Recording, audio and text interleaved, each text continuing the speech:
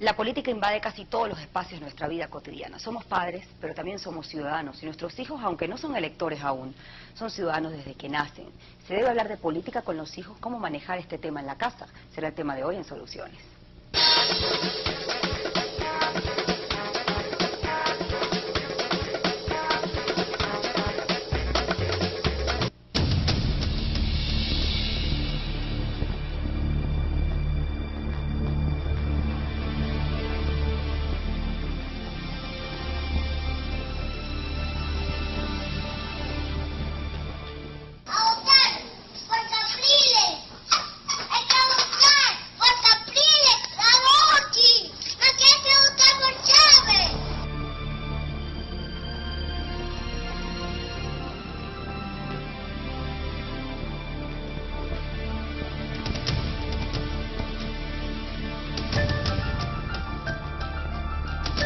Adivina qué. Ganó Chávez. Ganó Gabriel. No, ganó Chávez. Ganó Gabriel, tío. ¿En serio? Ganó Chávez. ¿En serio, Esteban? Ganó Chávez, mi amor.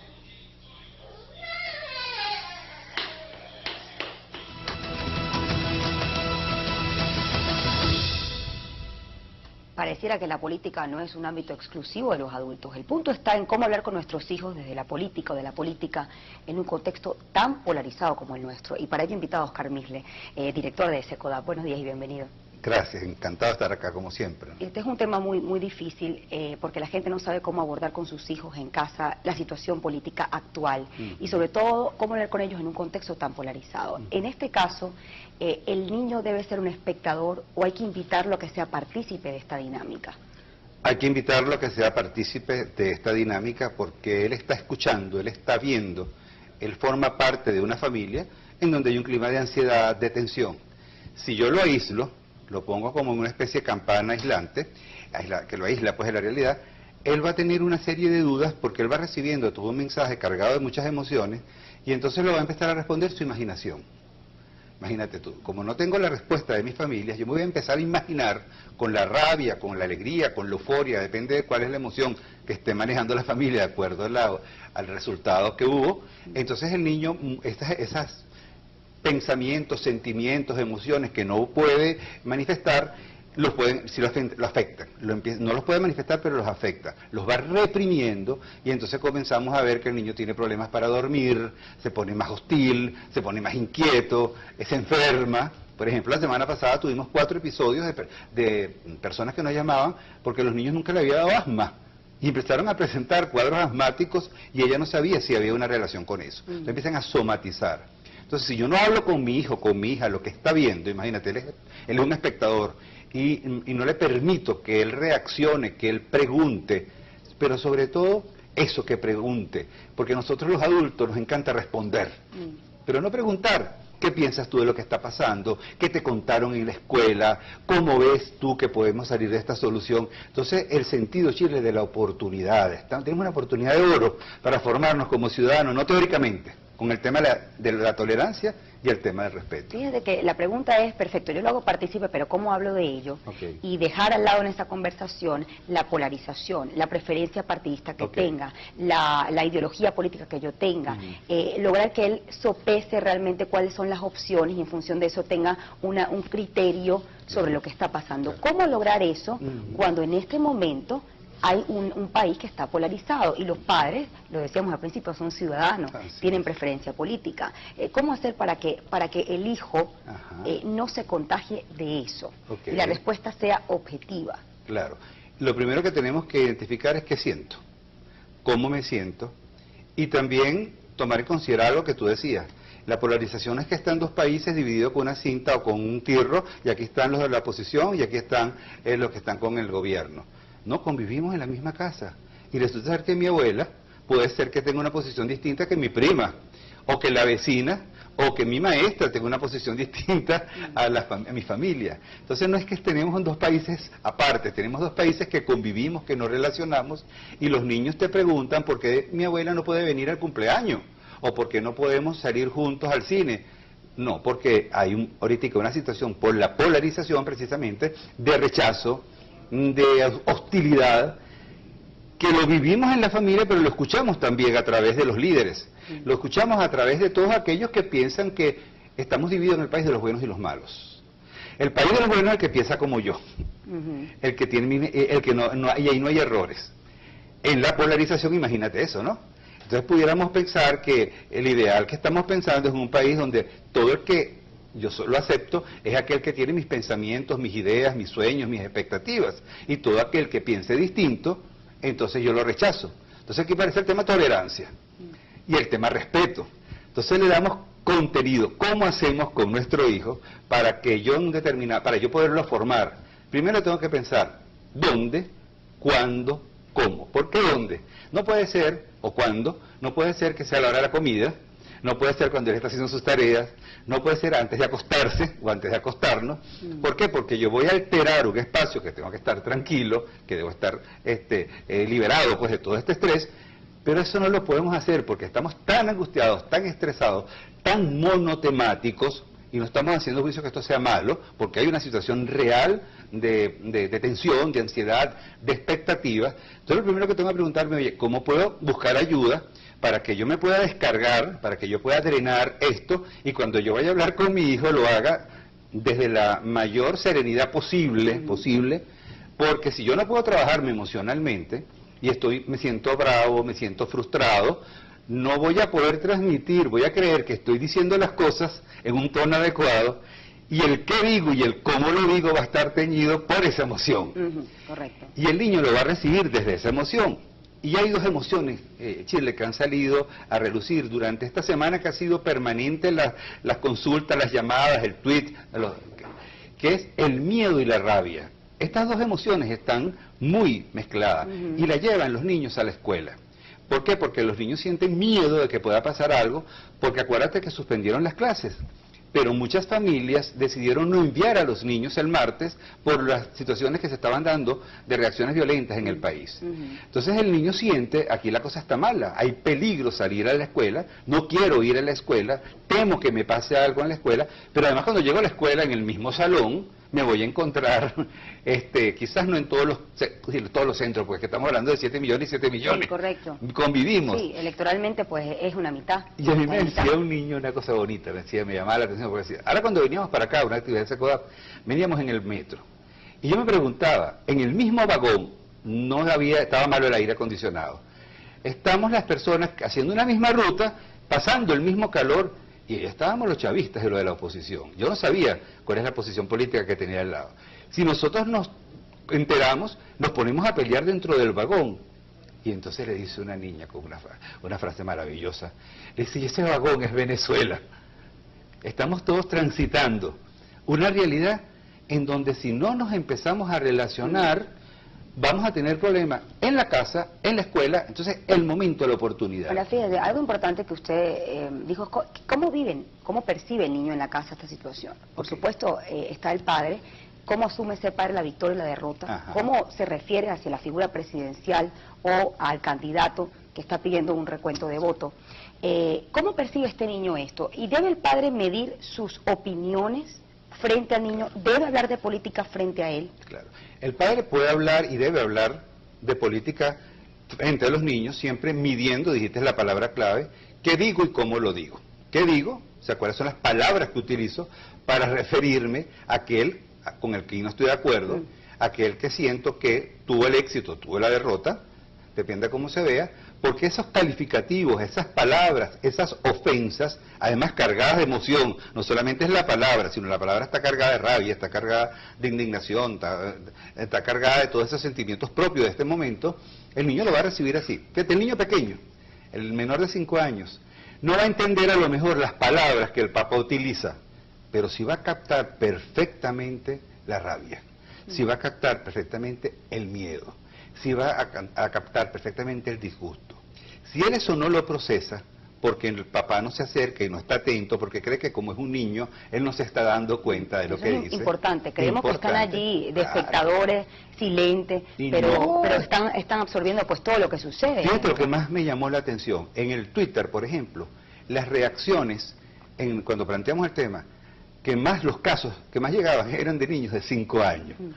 Pero muchos de niños de 5 años dicen, pero claro, yo pensaba que iba a ser de adolescentes de 5 años que hacían preguntas, mira mamá, yo no quiero ir mañana porque me dijeron que los que tocan cacerolas son malos. Porque echan a perder las ollas, las pailas. También con la figura del líder. ¿Este líder es malo, es bueno? Bueno, ¿qué respondo según mi posición política? Yo tengo que hacer una pausa. La edad es importante. ¿A qué edad se debe comenzar a hablar de política? O a tener cuidado con las opiniones que emitimos delante de ellos. Eso es un punto interesante. Y también voy a leer a las personas que nos escriben a través de Twitter. Hacemos una pausa y ya volvemos con más de este tema.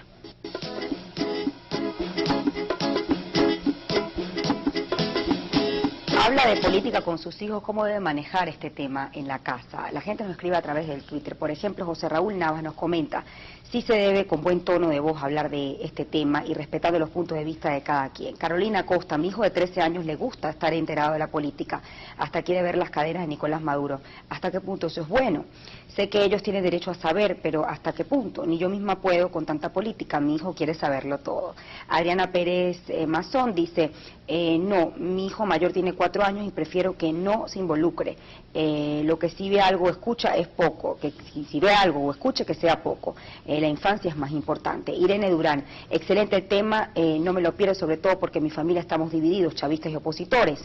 Nani nos comenta: buen tema, pero los niños de ahora son súper pilas, solo hay que despejarle las dudas. María Fernanda Jaén: ayer mi hijo llegó de la escuela cantando Patria Querida y solo tiene 2 años, ¿cómo uno los cuida? O los cuida uno en la escuela. Manuel Corso Pérez: sí, pero objetivamente sin parcialidad, ni decir que este es bueno o este es malo, para que creen sus propios criterios.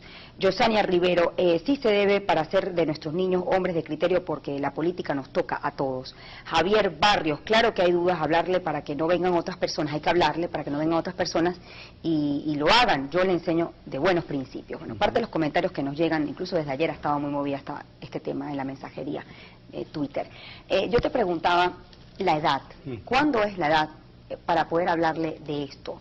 ¿Cuándo es la edad para estar pendiente de no emitir opiniones un poco desacertadas delante de ellos? Fíjate, la edad es desde el momento en que ellos están ya dándose cuenta de que pasa en el entorno, de muy pequeñitos. Porque ellos, aunque no entienden lo que yo estoy diciendo, lo están percibiendo como las esponjas, ¿no? Ellos están emocionalmente están percibiendo. Entonces, si yo sé que eso es así, que no es que tengo un receptor ahí pasivo, sino que tengo unas antenas atentas a lo que mamá, la abuela o la tía dice, entonces debo tomar en consideración que tengo que cuidar lo que digo, tengo que dosificar lo que digo, tengo que administrar los espacios y los momentos. Lo mejor es preguntar para ver cuál es la hipótesis que tiene el niño. Es una hipótesis porque él sintió, él escuchó algo y cuando yo le pregunto, él me va a dar pistas para yo entonces poder responder. Mi obligación es responder, es preguntar, más que responder, preguntar, para ver qué siente. Un poco ver cómo reacciono yo con lo que me pregunta, para un poco atajar la emoción y responderle de manera lo más serena posible. A veces eso no es tan fácil, Shirley. Si yo siento que no puedo porque estoy tan secuestrado, estoy raptado por todo esto que está pasando, tengo que buscar ayuda o por lo menos buscar o encontrar a alguien con quien yo me pueda deshogar para no tener que hacerlo delante de mis hijos. Porque no es real decir, no, mira, yo me voy a celebrar, respiro profundo, porque hay una situación de país particular y de mucha tensión. No lo podemos obviar. Pero además ese niño va al colegio donde no va, seguramente yo digo, mi niño no tiene 4 años, yo lo voy a aislar, no lo voy a sobreexponer, pero cuando llega al colegio o al centro, sus amiguitos van a hablar de eso. Y le van a contar lo que pasa en la casa y las discusiones que tienen entre la familia, porque es que lo que tenemos que tener claro es que en un país polarizado, en nuestra familia, en nuestra casa, aquí en el estudio, en la calle, cuando yo me vaya y me monte un transporte colectivo, voy a estar con personas que están... Eso hay que decírselo a ellos. Importante el rol de la escuela, de eso vamos a hablar ya hacia el final del programa. Pero, por ejemplo, con el criterio, cuando yo quiero formarle el criterio a mi hijo, o quiero inculcarle valores, fíjese, en un país polarizado, para unos lo que es correcto, para otros es incorrecto. Eso es así. Para lo que para uno es justo, para otro es injusto. Para lo que es bueno para uno, pues es malo para otro. Así es. Vamos a ponerlo en un caso real, vamos al mercado, fíjese. Entonces uno va al mercado y no consigue el producto que quería, porque hay una falla puntual cíclica en, ponte el aceite, vamos a poner. Entonces uno se queja en voz alta por esto, y además cuando lo consigue, entonces bueno, lo paga otros productos y está más caro de la vez anterior. Entonces uno lo habla, lo comparte con el de la cola y está el niño en lo está escuchando. Entonces uno dice, por ejemplo, que una persona que está allí comprando dice, bueno, esto es culpa del gobierno por la ineficiencia en la política económica. El otro dice, no, Esto es culpa de los especuladores y los acaparadores. Okay. Esto es un ejemplo real. Okay. ¿Cómo lograr que el niño tenga una visión objetiva de la realidad cuando los criterios que hay con relación a determinados temas que nos afectan a todos están subjetivos? Claro, el tema está, lo importante es que no hay el aceite. Y eso quiere decir que yo tengo que aceptar que no esté. El por qué no lo hay, no lo va a entender el niño, pero no le voy a dar una clase de economía ni de política de altura, sino simplemente le voy a decir, fíjate, yo quisiera, nosotros quisiéramos, tenemos el derecho de tener a la mano todo lo que necesitamos para consumir. Por lo tanto, hay personas que están en desacuerdo, pero nosotros como familia quisiéramos encontrar los medicamentos, los alimentos que necesitamos. Siempre hay que darle los dos.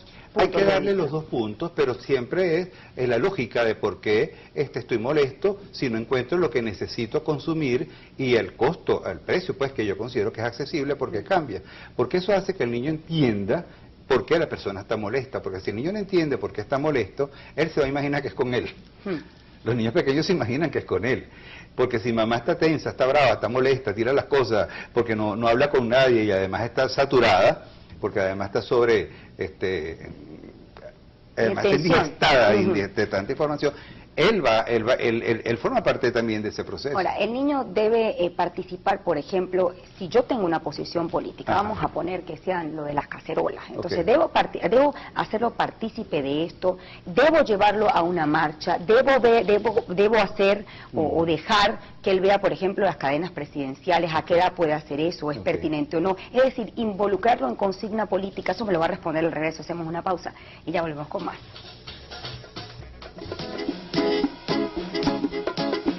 La situación política actual ha venido involucrando a los niños en este tipo de temas, por lo que la Red de Apoyo Psicológico de la Universidad Central de Venezuela desarrolló un manual de recomendaciones dirigidas a padres y maestros para disminuir la tensión política que viven los más pequeños. En el texto, los expertos recomiendan evitar confrontaciones o malas palabras, así como evitar involucrarlos en cacerolazos, gritos de consignas, marchas o manifestaciones que fomentan la ansiedad en los infantes. También sugieren mantener los espacios de convivencia, participación, así como las mismas rutinas de trabajo y estudio de todos los miembros de la familia. Es necesario explicarle a los niños lo que esté sucediendo de la manera más clara posible y de acuerdo a su edad y nivel de educación. No importa si su hijo tiene alguna preferencia política, respete sus gustos, así resulten diferentes a los suyos. Busque debatir con sus hijos sobre los problemas actuales, ayúdelos a formar su criterio propio con respecto a lo que está bien y lo que está mal. ¿Cómo hablar de política con sus hijos en casa? Es el tema que estamos tocando el día de hoy. Sobre todo el punto es en un contexto tan polarizado. ¿Cómo comunicarle todo lo que sucede en el país, ¿no? De alguna manera para alejarlo un poco o no generarle pues ansiedad, temores, miedo. La pregunta del corte anterior que quedó al aire era ¿cuál es el límite? ¿Cómo establecer ese límite? ¿A qué debo exponerlo y a qué no? ¿Cómo le explico cuando de repente una madre está caceroleando, otra está todo el tiempo viendo las cadenas que hace el presidente Nicolás Maduro? ¿Debe estar este niño allí? ¿Debe estar expuesto a la consigna política? Okay. El niño está. Yo no lo puedo aportar porque aunque lo lleve a su habitación, él va a escuchar el ruido de las cacerolas o el ruido de los cohetes. Son expresiones para yo manifestar mi descontento y protestar en relación a eso. O sea, él lo va a escuchar. Yo no le puedo decir, no está pasando nada, eso que estás escuchando no son cacerolas, y además todo el mundo, o no son cohetes. Él va a preguntar, lo interesante es por qué unos tocan cacerola y por qué otros tocan cohetes. Y el argumento que tú le das, ¿no? Porque para algunos tocar cacerola es estar protestando de alguna manera para la defensa de un derecho, que bueno, es el recuento en este caso de los votos, pero para otros es la expresión de la rabia porque otro ganó. Claro, y eso está mezclado. No es tan fácil decir voy a tocar las cacerolas con serenidad, de manera que mi emoción no salga. No, tocas la cacerola con la emoción y zumbas los cohetes con la emoción que está. Lo que tienes que tener cuidado es que le dices al niño. Porque si tú le dices yo toco esta cacerola porque los del gobierno son, y empiezo a utilizar una serie de palabras, él la protesta la va a relacionar con ofensas, con descalificación, con insultos. Igual si lo digo al revés, ¿no? Los que están tocando las cacerolas, si son partidarios del gobierno, lo están haciendo porque son, entonces, una cantidad de calificativos. Entonces, ahí está el tema, es decir, yo estoy tocando porque estoy descontento, porque hay unos resultados que hay que aclararse, si es oposición, el gobierno, estamos sumando cohetes porque estamos defendiendo nuestros votos, ganamos, no se puede desconocer eso. Entonces, que el niño lo sepa, porque a la larga va a pasar lo que seguramente te pasó a ti y me pasó a mí, que no seguimos con la misma orientación política que nos dieron nuestros padres, pero en su momento fue importante que ellos nos explicaran, que nos tomaran en cuenta, que no nos obviaran, que no les fuéramos indiferentes de lo que estábamos sintiendo, porque de alguna manera ellos se sienten parte de la familia. Entonces la idea es cómo se lo digo, desde qué sentimiento se lo digo, sobre todo cuáles son los términos que utilizo. Yo tengo que despedir, pero hay una cosa muy importante. A mí me preocupa muchísimo la referencia que se hace a la figura presidencial de forma descalificativa y viceversa, que hace del oficialismo al otro líder, o cómo se refieren de forma descalificando una parte a otra. ¿Cómo no traducir ese lenguaje al niño? Mira, a nosotros se nos presenta una gran contradicción, Chile. Nosotros trabajamos en los 150 centros educativos el bullying. Sí. Y decimos siempre... El bullying político terrible. El bullying político. El bullying es no descalificar al que es diferente, utilizando palabras, términos, que lo humillen y que lo hagan, lo pongan en una situación que afecte pues su dignidad. Eso lo decimos en el colegio, ese es nuestro trabajo reiterado. Cuando los niños llegan a la casa y cuentan lo que es el bullying, o ven en la televisión y ven a los líderes, no solamente a los candidatos, en este caso, sino ven a los diferentes autoridades descalificando y utilizando el bullying, dice, porque ellos sí y nosotros no. Entonces tenemos el llamado ahorita, y ojalá que nos pudieran escuchar, es a todos. Si queremos paz, nuestra intención tiene que estar acompañada de una acción. No convence un llamado a la paz si mi cuerpo, si mis expresiones, si mi palabra generan más bien la violencia. En la medida que tú no involucras a tu hijo en política, no le hablas, yo creo que tú también estás creando un ciudadano que va a ser en el futuro apático e indiferente. Y no lo queremos. Y la cosa también es crear, depende de los padres, increíble, ¿no? La paz y la tolerancia del país depende de la educación que tiene un padre hacia su hijo, que será, y que es un ciudadano, pero que será un futuro elector. Así creo que ese es el mensaje pues final de este programa. Gracias por tolerancia, respeto y paz. Gracias, Oscar, por habernos acompañado. Gracias a ustedes por habernos acompañado. Que tengan una feliz mañana.